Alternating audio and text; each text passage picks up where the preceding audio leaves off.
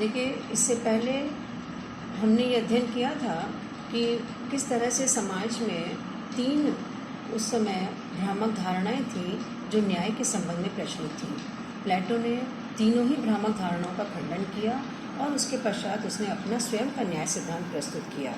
तीनों जो भ्रामक धारणाएं थी उनका खंडन प्लेटो ने इस आधार पर किया कि तीनों ने ही न्याय को ऊपर से थोपी वस्तु माना था। किसी ने भी न्याय को हैबिट ऑफ माइंड और क्वालिटी ऑफ सोल स्वीकार नहीं किया। प्लेटो का जो न्याय सिद्धांत है उसके अंतर्गत उसने कहा कि न्याय मानव आत्मा की उचित अवस्था व मानव स्वभाव की प्राकृतिक मांग है। प्लेटो के अनुसार 4 प्रकार के मानवीय सद्गुण होते हैं। 4 कार्डियल वर्च्यूज़ ऑफ ग्रीक्स प्लेटो ने बतलाए थे। और वो जो 4 प्रकार के मानवीय जो सद्गुण थे उसके न्याय सिद्धांत के अंतर्गत उन्होंने सबसे पहला सद्गुण बतलाया था विजडम, बुद्धि या विवेक। दूसरा उन्होंने साहस, करेज बतलाया। तीसरा उन्होंने बतलाया आत्मसंयम, सेल्फ टेम्परमेंट्स एंड कंट्रोल। और चौथा उन्होंने कहा जस्टिस, न्याय। एक पूर्णता प्राप्त उत्तम व्यक्ति में ये चारों जब सद्गुण होते हैं तो न्याय की प्राप्ति होती है। चूँकि मानव चेतना और राज्य की चेतना समानांतर होती है, दोनों में विरोधाभास नहीं है, इसीलिए और चूँकि राज्य जो है वो मनुष्य से ही बना हुआ है। पार्कर का जो कथन था कि states do not come out of an oak on rocks but the characters of the man which live there in, यानी उनका ऐसा मानना था। प्लेटो एंड प्रेडिसेसर्स में पार्कर ने कहा है कि राज्य का जो चरित्र है वो मनुष्य के चरित्र से बनता है और वो कुछ चट्टानों से उनसे राज्य नहीं बनता है। तो यानी इसके अंतर्गत ये माना गया कि व्यक्ति के जो 4 जो सद्गुण हैं उन चारों सद्गुण से राज्य के 3 वर्गों का निर्धारण हुआ है।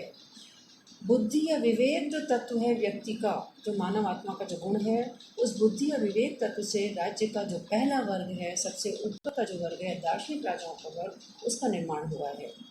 दूसरा जो व्यक्ति के मानव आत्मा का गुण है जो साहस कहलाता है, उससे राज्य का दूसरा वर्ग बना है जिसको सैनिक वर्ग की संज्ञा दी है।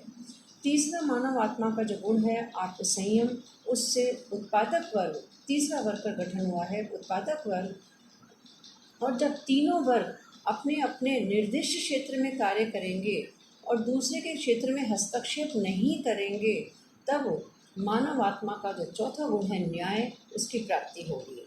यानी प्लेटो ने अपने न्याय सिद्धांत के अंतर्गत मनुष्य की जो आत्मा के जो 4 गुण थे उसके आधार पर राज्य के 3 वर्गों का निर्धारण किया है। उसके अंतर्गत उन्होंने स्पष्ट रूप से कहा है अपनी परिभाषा में कि अपने निश्चित स्थान पर अपने कर्तव्यों का पालन करना तथा दूसरे के कर्तव्यों में हस्तक्षेप नहीं करना न्याय है। यानी मानव आत्मा के जो तीनों जो गुण हैं उससे ही समाज में संतुलन स्थापित किया जाएगा प्लेटो के न्याय सिद्धांत के अंतर्गत। देखिए, उसने स्पष्ट रूप से ये कहा था, सिद्धांत में उसने 2 प्रकार के विचार प्रस्तुत किए हैं, पार एक्सीलेंस, उच्च कोटि की योग्यता, और दूसरा उसने बताया है सेल्फ कंट्रोल। पार एक्सीलेंस के अंतर्गत प्लेटो ये बतलाना चाहता है कि किस तरीके से एक वर्ग अपनी जो उसकी जो विशेषता है, समाज का जो एक वर्ग है, जैसे दार्शनिक राजाओं का जो वर्ग है, अब जिन व्यक्तियों में विवेक तत्व की प्रधानता होगी, विजडम तत्व की प्रधानता होगी, उससे राज्य के प्रथम वर्ग दार्शनिक राजाओं का वर्ग जो है उसका गठन होगा। और दार्शनिक राजाओं का जो कार्य है वो ये है कि समाज के जो दोनों जो नीचे के जो वर्ग होंगे उनको दिशा निर्देश देना। ऐसा नहीं कि दार्शनिक जो राजा है वो ज्ञान अर्जित करने के पश्चात अब वो पलायन कर जाएगा, उसको ऐसी स्वीकृति नहीं है। दूसरा जो वर्ग है सैनिक वर्ग, उस सैनिक वर्ग का ये कार्य है कि वो स्वयं अपनी ही सुरक्षा नहीं करेगा बल्कि राज्य के जो दोनों वर्ग हैं उनकी भी सुरक्षा का कार्य करेगा, मतलब राज्य की सीमाओं की सुरक्षा का कार्य करेगा। तीसरा जो वर्ग है उत्पादक वर्ग, वो उसका ये कार्य होगा कि वो संपूर्ण राज्य के लिए, नगर राज्य के लोगों के लिए उत्पादन की व्यवस्था करेगा, कृषि का कार्य करेगा, भोजन की व्यवस्था करेगा। तीनों वर्ग अपने अपने मानव आत्मा के गुणों के आधार पर अलग अलग जब निर्दिष्ट जो कार्य है जो उसको मिला हुआ है वो ही करेंगे, दूसरे के कार्य में हस्तक्षेप नहीं करेंगे, तभी न्याय की प्राप्ति होगी और तभी सामाजिक न्याय संभव होगा। यानी अपने अपनी योग्यता के आधार पर एक निश्चित भूमिका का निर्वाह करना, इससे उसका उच्च कोटि की योग्यता का परीक्षण है। और साथ में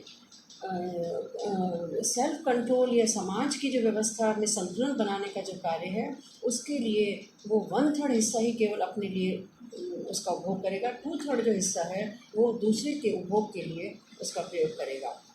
यानी इस तरह से समाज में कार्य विशिष्टीकरण, नियंत्रण और संतुलन का जो सिद्धांत है उसको अपनाया जाएगा।